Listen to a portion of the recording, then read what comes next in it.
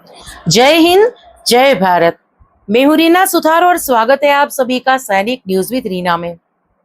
देखिए, आज की जो ये वीडियो है, हर केंद्रीय कर्मचारी, हर पेंशनर्स, हर फैमिली पेंशनर्स और हमारे सभी पूर्व सैनिक भाई बहनों के लिए बेहद ही महत्वपूर्ण होने वाली है। क्योंकि देखिए, पिछले कई दिनों से सोशल मीडिया और यूट्यूब में अलग अलग वेबसाइटों पर एक बात जो है बहुत तेजी से वायरल हो रही है कि अगर 8वां वेतन आयोग में 2.0 का फिटमेंट फैक्टर लागू हो गया तो भी सभी कर्मचारियों की सैलरी और पेंशन जो है सीधे सीधे दोगुनी हो जाएगी। लेकिन क्या वास्तव में ऐसा होगा? क्या 2.0 फिटमेंट फैक्टर का मतलब है कि आपकी जेब में आने वाली सैलरी जो है 100% बढ़ जाएगी, या फिर इसके पीछे कुछ ऐसी बातें हैं जो आमतौर पर कोई नहीं बताता है? आज के इस वीडियो में मैं बिल्कुल आसान भाषा में स्टेप बाय स्टेप उदाहरण के साथ आपको पूरी गणना समझाने वाली हूं। इसीलिए वीडियो को अंत तक जरूर से देखिएगा। और इसी के साथ आज के इस वीडियो में आगे बढ़ते हुए एक रिक्वेस्ट कि अगर इस चैनल के माध्यम से जो जानकारी मैं साझा कर रही हूँ वो पसंद आ रही है, यूजफुल रह रही है, तो लाइक और शेयर कर दीजिएगा। इस वीडियो को हाइप करके हर एक कर्मचारी पेंशनर्स तक वीडियो की जानकारी पहुंचाइएगा। आप चाहें तो चैनल को ज्वाइन कर सकते हैं, लेकिन अगर सब्सक्राइब नहीं किया है, जल्दी से पहले चैनल को सब्सक्राइब कर लीजिए, नोटिफिकेशन ऑन करिए, फिर वीडियो को देखना कंटिन्यू करिए। तो इसी के साथ आज के इस वीडियो की शुरुआत करते हुए सबसे पहले हम ये समझते हैं कि फिटमेंट फैक्टर क्या होता है। यहाँ पर बहुत सारी हमारी फैमिली पेंशनर्स को जो है फिटमेंट फैक्टर को लेकर असमंजस की स्थिति है। बहुत से लोग केवल इतना जानते हैं कि फिटमेंट फैक्टर बढ़ेगा तो सैलरी बढ़ जाएगी, लेकिन फिटमेंट फैक्टर वास्तव में एक गणना का फॉर्मूला होता है। अब मान लीजिए कि किसी कर्मचारी की बेसिक पे जो है 20,000 है, बेसिक पे की बात कर रही हूं मैं। अगर केवल उदाहरण के तौर पर 2.0 का फिटमेंट फैक्टर लागू किया जाए तो नई बेसिक पे जो है वो 40,000 बन सकती है। यहीं से अधिकांश लोग क्या मान लेते हैं कि उनकी पूरी सैलरी जो है वो भी दुगना हो जाएगी। लेकिन असली कहानी यहीं से शुरू होती है। अब सबसे महत्वपूर्ण बात, आपकी जो हर महीने की सैलरी बैंक खाते में आती है वो केवल बेसिक पे नहीं होती है। उसमें कई चीजें जुड़ी होती है, जैसी बेसिक पे, डियरनेस अलाउंस यानी कि डीए, हाउस रेंट अलाउंस यानी कि एचआरए, और इसके साथ साथ ट्रांसपोर्ट अलाउंस भी जुड़ता है। और अगर ये लागू हो तो अन्य भत्ते और दूसरी तरफ एनपीएस की कटौती, इसके साथ इनकम टैक्स, सीजीएचएस तथा अन्य कटौतियां भी होती है। इसलिए केवल बेसिक पे देखकर पूरी सैलरी का अनुमान नहीं लगाया जा सकता। और अब बात करते हैं डीएमर्स की। यह सबसे महत्वपूर्ण हिस्सा है। जब नया वेतन आयोग लागू होता है तो उससे पहले जो डीए मिल रहा होता है उसे नई बेसिक में समायोजित करना होता है, यानी मर्ज किया जाता है। इसके बाद डीए फिर से शून्य से शुरू होता है। यानी यदि किसी कर्मचारी को पहले 55% या 60% या उससे अधिक डीए मिल रहा है तो नया वेतन आयोग लागू होने पर वही डीए जो है अलग से नहीं मिलेगा। और यही कारण है कि केवल फिटमेंट फैक्टर देखकर सैलरी दोगुनी मान लेना सही नहीं है। इसे और एक उदाहरण से समझते हैं।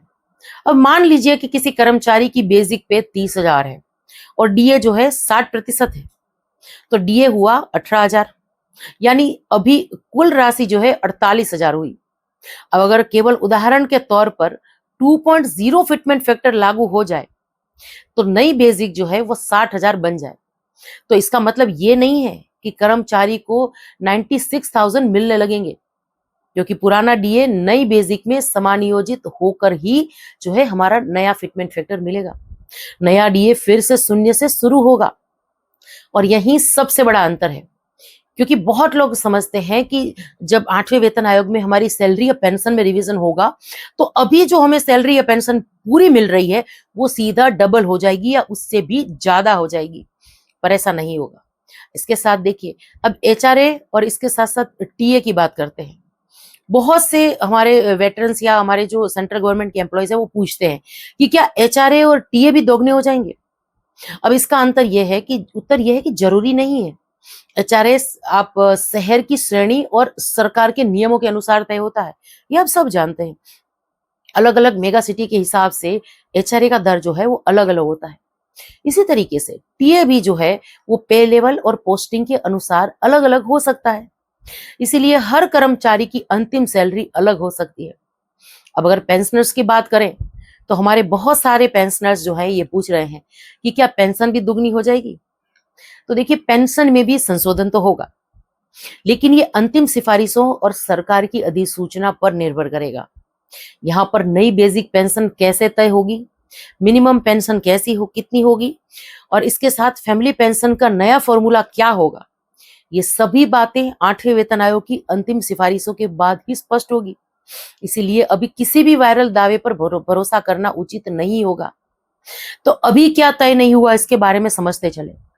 अभी ये भी समझना बेहद ही जरूरी हो जाता है, क्योंकि सोशल मीडिया में बहुत सारी जानकारी आपने इसको लेकर देखी होगी। साथ ही में 8वें वेतन आयोग में आपकी सैलरी या पेंशन कितनी बनेगी, उसका पूरा कैलकुलेशन या पूरा कैलकुलेटर, टेबल्स वगैरह, ऐसी भी बातें जो हैं आपने सुनी होगी। लेकिन देखिए, अभी तक सरकार ने किसी भी फिटमेंट फैक्टर को अंतिम रूप से मंजूरी नहीं दी है। 2.0 हो फिटमेंट फैक्टर, 2.28 हो, 2.57 हो या कोई और संख्या हो, इनमें से किसी भी आधिकारिक घोषणा अभी तक नहीं हुई है। इसीलिए जो भी आंकड़े अभी सामने आ रहे हैं उन्हें अंतिम निर्णय मान लेना नहीं चाहिए।